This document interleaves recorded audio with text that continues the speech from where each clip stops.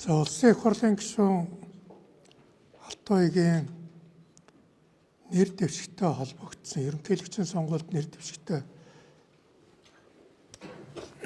холбогдсон ийм шийдвэрийг шүүх гаргасан.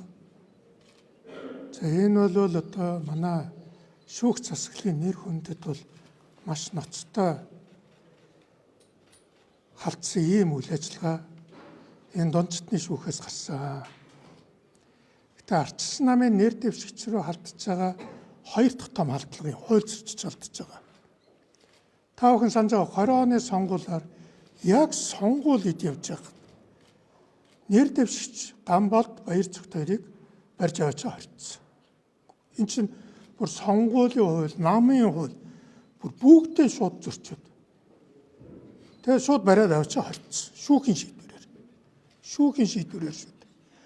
Дараа нь энэ хууль бус үйл ажиллагаа бол тэр шүүхийн төвшөнд хийгдсэн том хуультай байсан илэрсэн.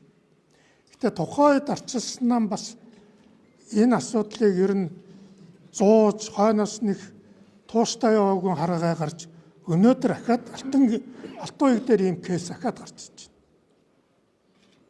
Тэгэхээр бол би бол ардчилсан намынхаа одоо намын дарга байгаа энэ намын даргада ерөнхий нарийн бичгийн дарга нэрийнхээ одоо байгаа үед би бас хэлмээр байна. Манай намын бүлэг одоо энийг шалгах ажлын хэсэг байгуулах хэрэгтэй парламентд. За энийг бол өстой бүр яагаад зүгээр өнгөрөөж болохгүй. Тэгэх юм бол энэ бол ерөөсөө ардчилсан нам бол нэр дэвшигчтэй дэвшүүлж чадахгүй ийм байдалд орно. Энэ бол бүр ноцтой байдал. Тэгээ дуртайгийн сонгож авч шүүхийн шийдвэрээр одоо хордог болно. Гүнч одоо юу гэсэн үг юм. Тэр 20 оны одоо тэр хэрэг явдлыг бид нар бас дутуу орхисон байна. Манай нам энэ дээр их дутуу орхисон байна гэж ингэж бодож тэгээд сая цогцлол даргын хэлбэгчлэн ерөөсөө энэ асуудлыг бол хатуу шалгах